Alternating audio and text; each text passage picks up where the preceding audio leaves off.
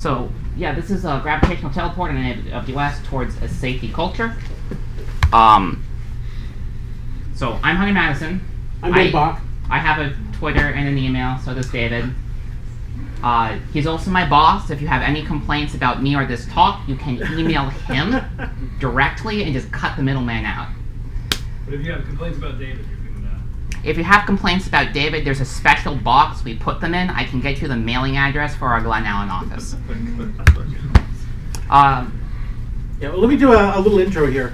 I'm not going to stay the whole time. I'm just going to do a kind of a background of why we investigated this tool and yeah, I just want to.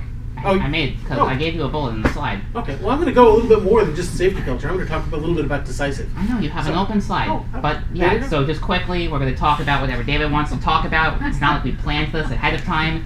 I'm going to talk about everything below that. So how we can use users to change. What do we do for access? What teleport gives us? And I have a couple quick demos and examples, just so that way you're like actually able to see it, because their site's not very good at showing you what it does. Okay, so I wasn't going to talk about this, but a funny situation arose, so I think I have to. I injured my foot a while back. I stepped on one of my kids' Legos, believe it or not. That started this whole thing that led to a bone infection that turned out to be MRSA, and then I had to have surgery that removed a bunch of the bone, and then my foot rebuilt. And so for the past 14 months, I've been dealing with this. I was in a wheelchair for 8 months for part of it. In fact, some of you probably saw me over at Excella trying to host user groups in a wheelchair.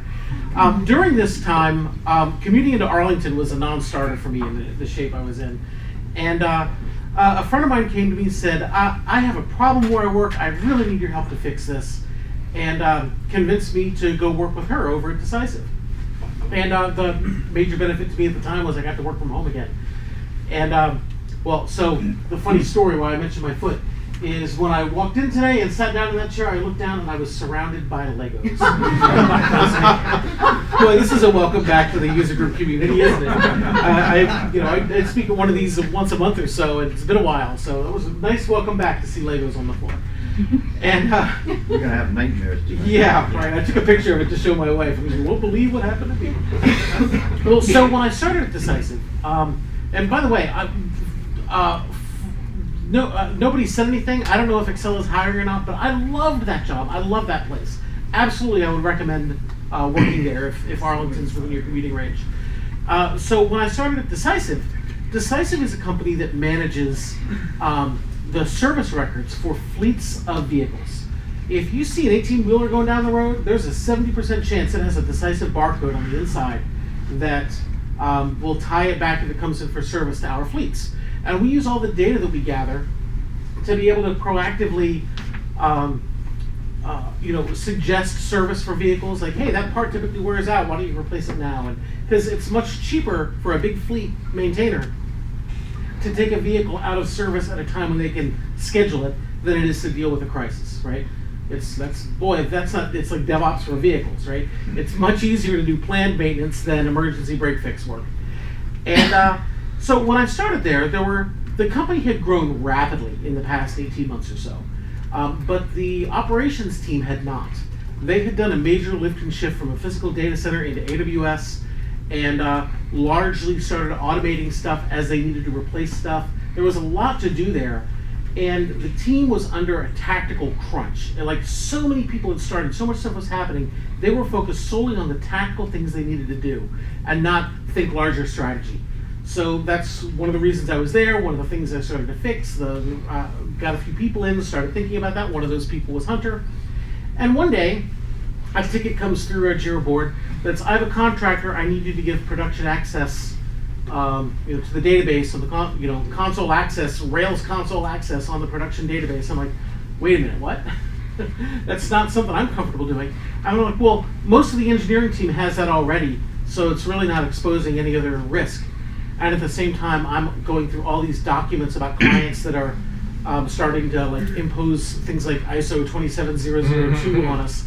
And I'm like, I can't have people logging into these servers and so it was also just hard to maintain. We had setup scripts for our server fleet. It was all Ansible, And we would copy developer keys onto the box, and so somebody'd leave or change their key, we'd rerun, and just a lot of maintenance for this kind of access that I didn't want people to have anyway. And at the same time, I'm getting the company to think about both a learning culture and a safety culture. Safety being that, the safe thing should be the easy thing, should be the right thing.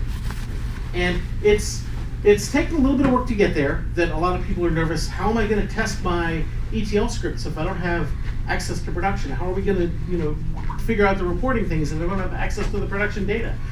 And Hunter introduced me to this tool, Gravitational Teleport, that is our first step towards locking down that access, granting it when necessary.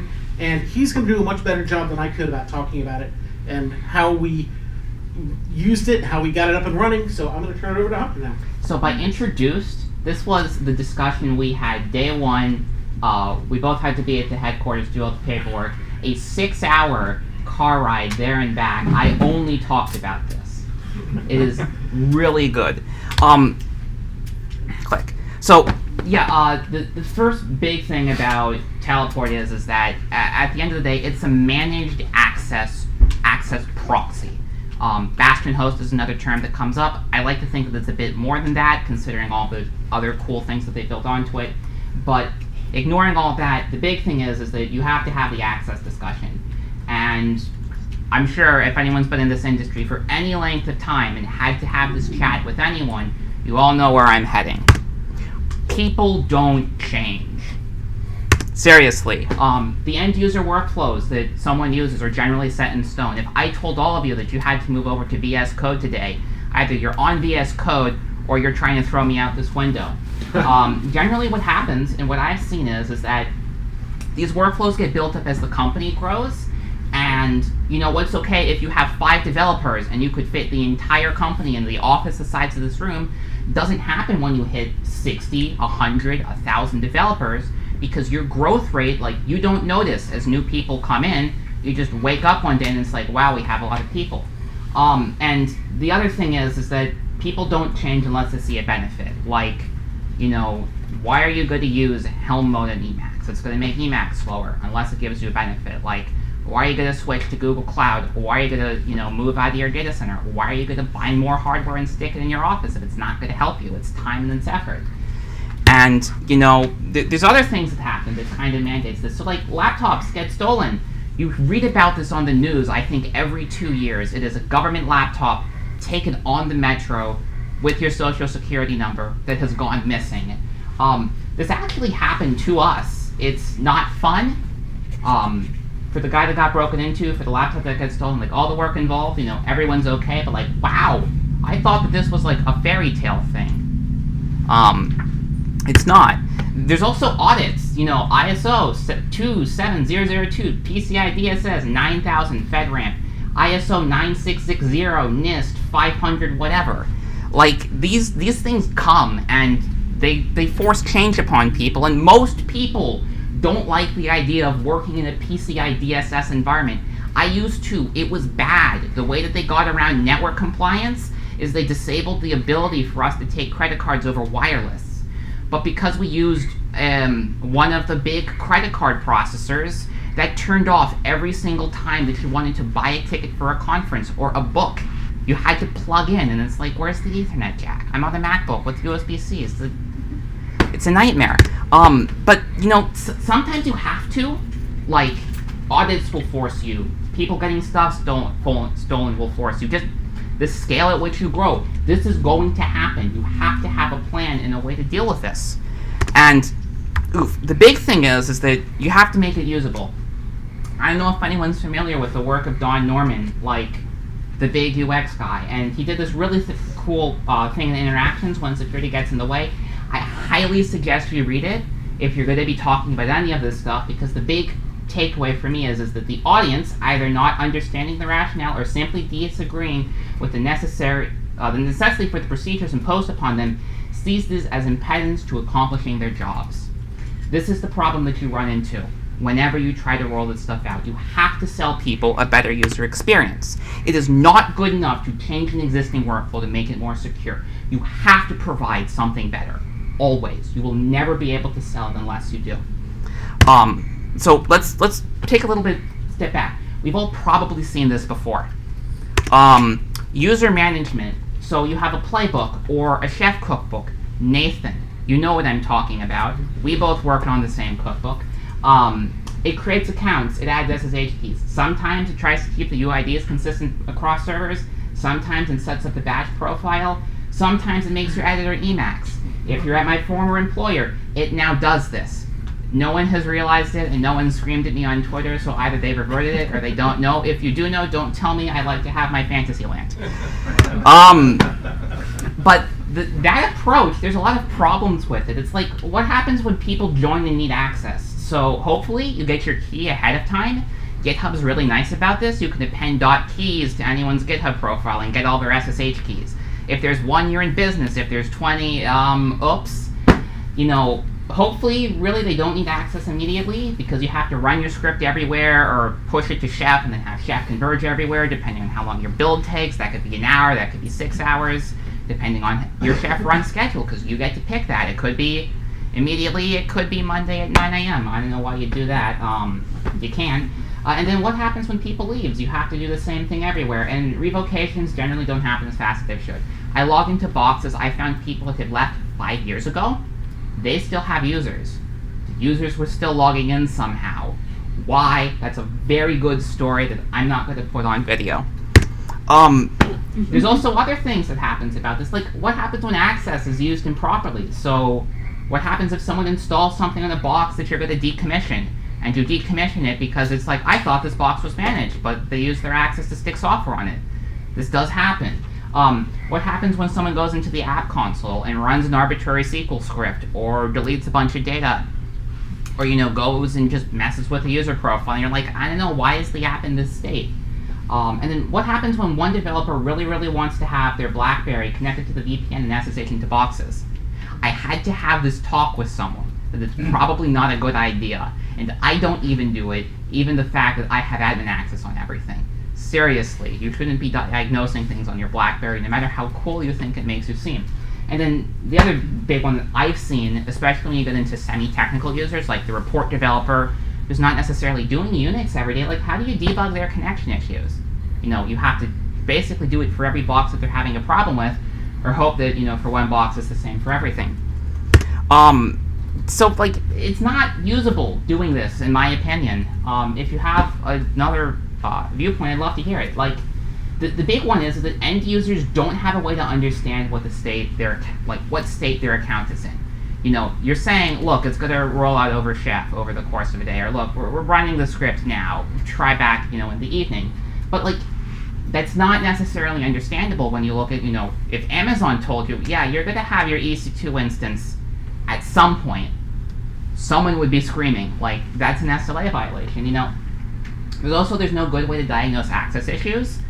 All the stuff I talked about previously, at the end of the day, me and my team, we have to deal with it when someone's abused it or someone can't access. And the other thing is when something happens, you don't get the best logging. You can go and configure it, but generally you're producing tons and tons of logs that you're never going to see. So generally the best that you get is the default, which is, etc security and syslog. You can see this key connected at this time. Ta-da! And this is where teleport comes in. So teleport is a system for implementing highly available Bastion hosts. It handles user access and logging user sessions. It also lets you share sessions with people, which is really cool if you're like, hey, let's pair on something on this box. Here's my session token. You can join in and have control. It's great. It's really nice because it's generally stateless. Only the authentication portion has state because it's the only thing that deals with users. And there's an open source version if you're a small company. There's a paid enterprise version if you're a big company. SAML, LDAP, IDP integration are back. There's also Kubernetes support. I'm not going to talk about Kubernetes support. We don't use Kubernetes. We didn't buy it, so I'm like, it's there. RBAC and, SAML IDP stuff. If you don't know what those terms are, you probably don't have to worry about them. If you know what those terms are, then you really want to buy them. Trust me, it's amazing. So the really cool part about Teleport, everything's built on top of SSH. I don't know how familiar you are with the SSH protocol, but at a very high level, there's the concept of channels. So you can stick other things into SSH. So you can say like, SCP, it's a type of channel. Everything Teleport does, it's a type of channel. If you've ever used my preferred web host for personal things, Programmer, their entire management console is an SSH channel. You just use your public key to get access to it. You run through NetSSH. It's pretty cool. The nice part about this being on SSH, anything built on top of SSH that supports OpenSSH's configuration format works with Teleport. Ansible basically works out of the box. You change the line in your config. If you use Parminko or NetSSH, which is the underlying libraries for things like Fabric and Capistrano, most chef tools are built underneath it. Like Inspec works essentially out of the box. You just update your SSH config to make it work with OpenSSH, and remember that you have to pass a couple of port numbers. You're fine. It's the real SSHD replacement. It's not like, oh, this is Dropbear, where you're just replacing OpenSSH. It's like, you can honestly get away with running this over running SSH in port 22. It does all of your standard using stuff. Every single text-based tool works with it because, again, under the hood, it's the standard OpenSSH, it's the standard terminal stuff that you've come to expect out of any SSH program. Emacs, Ed, Top, MC, all of your alternative shells work. Etsy password works. It makes real login sessions for systemd if you're on a RHEL-based distribution, or I guess any distribution these days, unless you're running Gentoo in the cloud, maybe. No one? Okay, you see, I wish we could, but he's going to stop me unless someone raises their hand.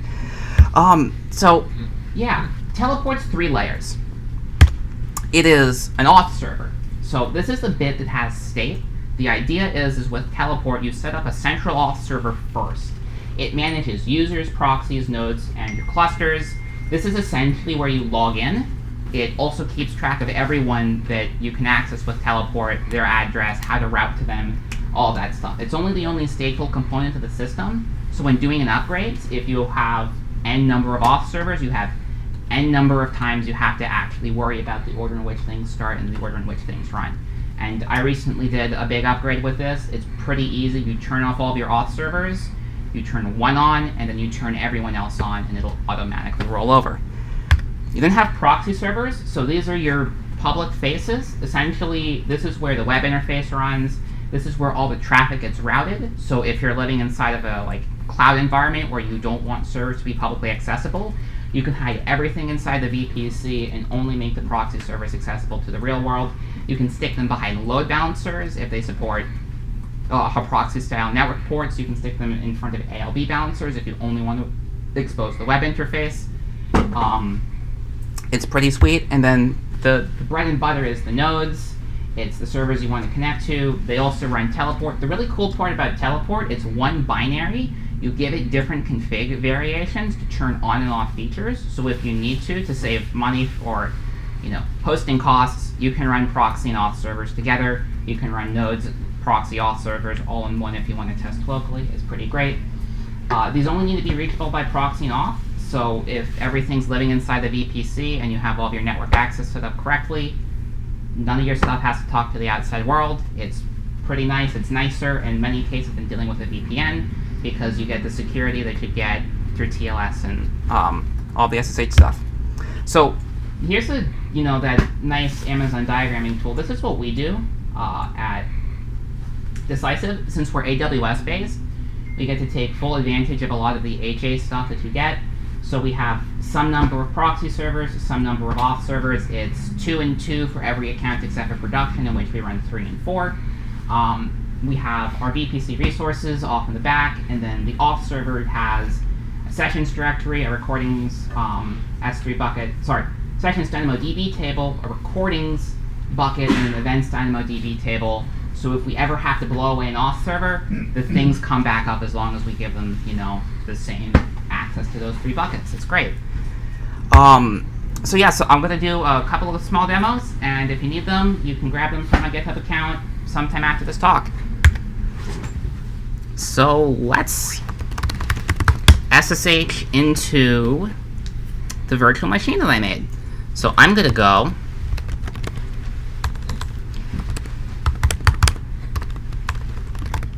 So there's TSH. TSH is the Teleport SSH client. I'm not going to be demoing this thing because of a requirement that Teleport has for valid SNI and server names on certificates. becomes a little bit annoying to do on this type of demo, but this is what your end users are going to be using mostly. The really nice part to keep in mind is that if they're used to using OpenSSH, every single command that they know how to do with SSH, they can prefix with TSH, SSH, and it will work out of the box. They're very good about compatibility. If you have issues with OpenSSH compatibility, you can open a ticket and they're going to address it. The real command that I'm going to talk about is tctl.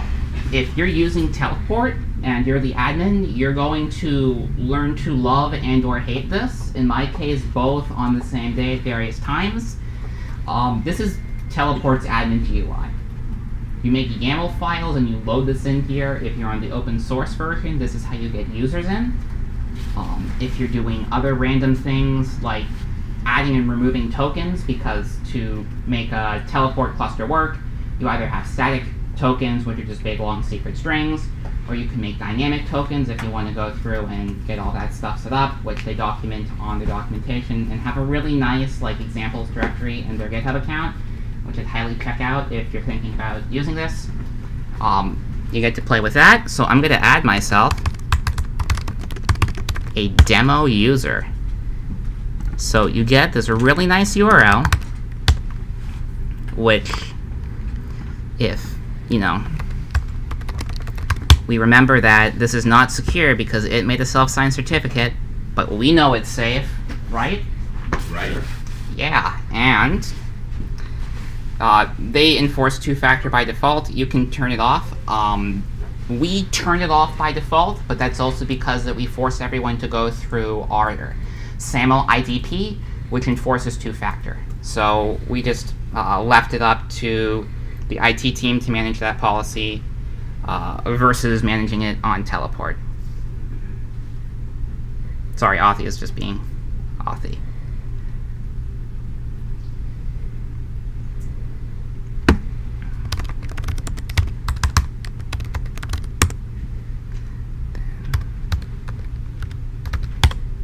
So we sign up, and this is the Teleport homepage.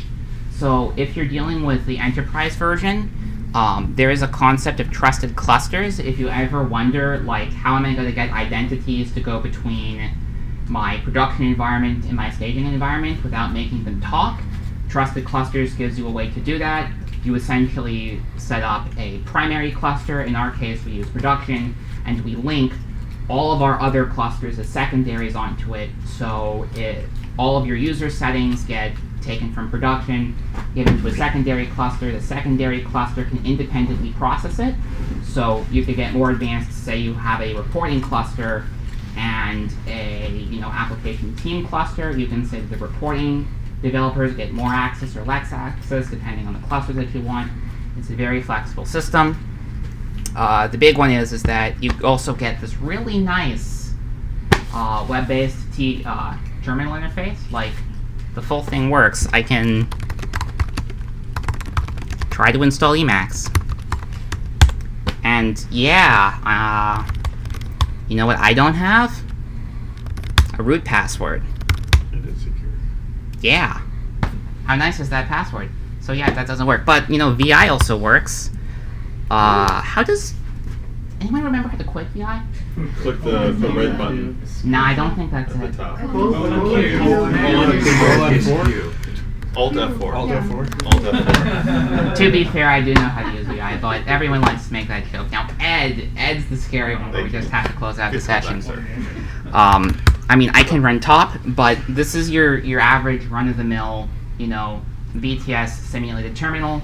This is really nice if there are users on Windows computers that don't necessarily want to deal with PuTTY and don't necessarily need to deal with the OpenSSH config. While the latest release of Windows 10 does have OpenSSH installed by default and Teleport version 3 and above, their client does everything to make it work, and I will flash up some docs on how to do that. It is not the best experience, and if you have people in your company using Windows, they either know exactly what they're doing and you will need to assist them with nothing whatsoever, or they're your semi-technical user, and you're going to have to write like a domain policy and just push it onto their laptop the next time they connect. That's actually what I'm trying to do now. Wait, tell me. The other nice part that they recently added, you can upload and download files. So you can upload to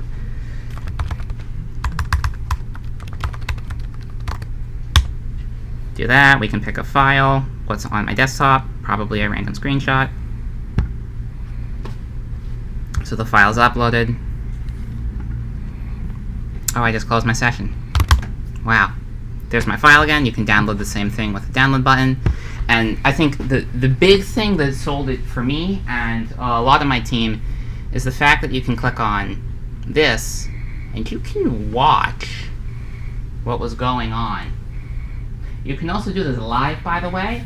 So if you really want to spook people out, watch for active teleport sessions, watch for people screwing up, and ping them on Slack saying, why are you in the Rails console trying to delete those records? There's an admin panel for this. I've done this twice. It spooks everyone, even when they know that they're there. It's amazing. Does only one user sort of get to do the edits and the other is just viewing? If you join a teleport session, it's the equivalent of both of you putting your hands on the keyboard, like that really bad scene from NCIS. Does enough people know what? I got it. All right, yeah. I didn't know what Mark Bernadette was thinking, but yeah, no, it's full interactive. Like what we suggest to do with developers when they want to pair on someone on a server. Oh, I can shut it off quickly.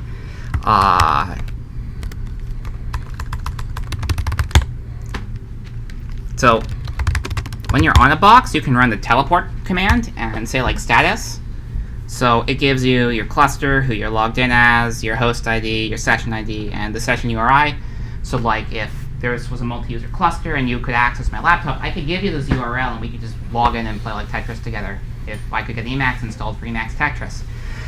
The other nice bit, I don't know how many people are in the philosophy of like fight problems with tools, but something that I've been working on is you get these really nice environment variables, which is all of your teleport details. You can use these if you know that the user will only log in through teleport. And for example, I have a database, help me work with my database control panel where it's the box that they proxy through plus teleport, so they log in and it gives them an option to like make their account, reset their password, make a new schema, do whatever they need. It's pretty nice. Or I find it nice. I don't know how they're gonna like it. The last bit that I'm gonna throw up there, which I'm... So I heard someone take a picture of that, but I know that was a demo environment you set up, Hunter, so I'm not worried. No. This is all running on my laptop. Oh, I Don't know. worry. I know. I'm calling somebody out. I heard the picture. Again, I'm recording this. I'm gonna post. You guys gotta trust me. Where's Rob Kid? Rob trusts me, and he's slinked out, so that's Rob for you. But You know it was recorded. yeah, clearly. Yeah, if you have security clearance, you lose it after talking to me. I didn't mention that, but oops. So this is the OpenSSH stuff I was talking about. I can't run these demos because I have to do them against our production infrastructure, which I'm just not going to show on video. But the really, really big thing that's really nice about Teleport is a lot of our DevOps tools were built around the concept that we have the ability to SSH into the box. And if you're familiar with the way that proxy commands work, you can go and set up these proxy commands to SSH into boxes, get the access that you need, and run these tools. So NetSSH works if you're in an environment that uses Capistrano. Inspec works if you're in an environment that uses Inspec. I have some examples of that. They provide documentation on how to get Ansible working, which is literally one line saying use SSH for SCP instead of calling the SCP program directly. Parminko works if you're using Fabric, which I have not done a demo of because I did not realize that NetSSH spoils me in automatically reading the config file for you. Parminko was like, here's 60,000 steps. And it generally works without issue. The only thing I'm going to mention is that you have to turn off strict host key checking and IP checking because of the fact that Teleport, the way that it trusts itself is it signs using its own private generated certificate authority. And There is no good way to get that certificate authority into a place that OpenSSH will use to validate it, because it rotates so often, and because like that chunk of the code is just impenetrable for me to read. I'm sorry, but I wish I could tell you the other way. So you do kind of have to turn off host key checking, which, depending on the environment and your security level, this might be a non-starter for you. But at least for me, knowing that I have other security measures in place to keep my shit from getting hijacked, this is generally what I'm fine with. So that's most of my talk. Thanks for having me. Anyone have any questions while I still have some amount of time? I mean, me or David. I guess, have you ever used like SSH tunnels using teleport? Yep, it works the same way that you would do it with SSH. This is how we have everyone in the reporting team connecting to their new environment. They have accepted it, kicking and screaming, but they're happy now. So how did this intersect with your goal for safety culture? Well, so the visibility into what people are doing, the audit that it's recorded, this is kind of the first step in a net that we will gradually start to tighten. I'll be able to, instead of people having access 24/7 all the time, well, why do you need access? Okay, I'll grant it to you for the next couple days, and just start to tighten down that way.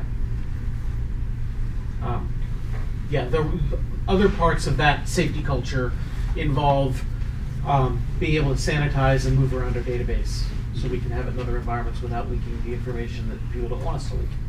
That, and we are, the other IT bit, we're starting to enforce single sign-on for Yes. literally everything that we buy.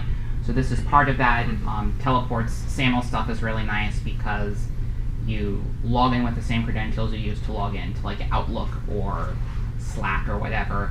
Or Expensify. Expensify, yeah, any of our services, it grants you that trust. So the cool part is we have a really nice IT team. I'm sorry, I'll get to your question. We have a really nice IT team. They're really, really on top of this. So like we can get them instructions on how to manage this and how this works, and they're able to take care of this. Like when you onboard, this moment you can log into your email, you're ready with your access for staking. And one more thing, from our point of view, from Ops' point of view, with all the people that we need to manage access for, this also makes the easy thing the right thing. It's not, oh god, okay, I'll get to remove that key sometime tomorrow. It's, Yeah, like for our current config, when your account is deactivated, you have 8 hours, and then you're out of the system. And we can tighten that as tight as we need it to be. 2 questions. If you know them, what are the differences between the open source version and the paid for version? And the second question is, can you talk a little bit more about how this relates to some of the traditional RBAC solutions, and if this is a replacement for the kind of traditional RBAC solution? Alright, so the big difference between open source and paid is the fact that open source does not have the RBAC capability. They do give you source access to the enterprise version, but the binaries you get do not support it without the license key. The open source version also only supports Google Auth and GitHub. If you want to use SAML or LDAP, you have to go and use the paid version. I will say though, for what they're charging, it's very affordable if you're in the environment that needs it. Compared to some of the more traditional ways of doing RBAC, I would argue that it is pretty comparable.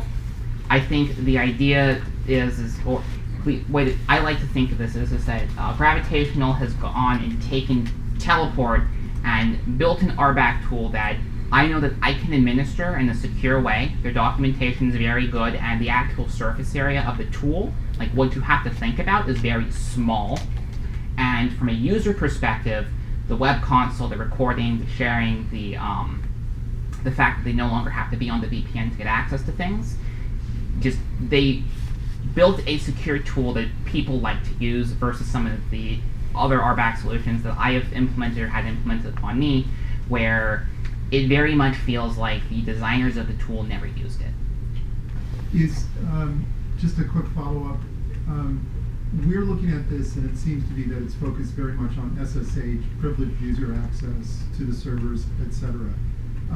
Are there other features which would connect to other type of consoles, like AWS console, or even application layer, or it's really just focused on the first part, privileged users accessing SSH type?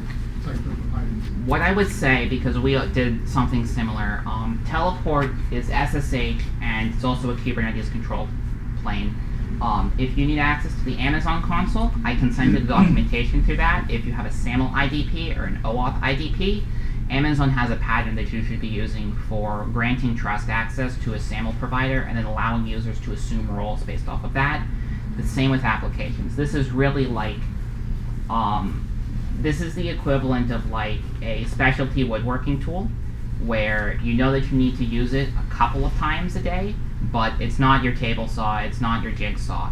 It's something that will be very effective in its role, but outside of that, there's not a lot extra to it. Like a couple of deficiencies that I know it has, they're working on them, but you know, if you like having APIs, their API documentation is like a 50-line Go file, and they're like, well, you can read the source and do everything off of that, but you know, something that I was trying to do was like make this friendly for Jenkins. The jury's still out on whether or not I'll be able to pull that off. The other thing to think about is like, it does not have friendly error messages, and I would say if you're trying to run a bunch of things through it, especially when you start to get into tools like Expensify or HR tools, like in their current state, they built a tool that's great for developers. They've not built something that's necessarily battle tested for non-technical end users, which I think is what you're trying to get at. Things like Glue or Okta, I would say, are the bits you want to bring in on top of, you know, Teleport.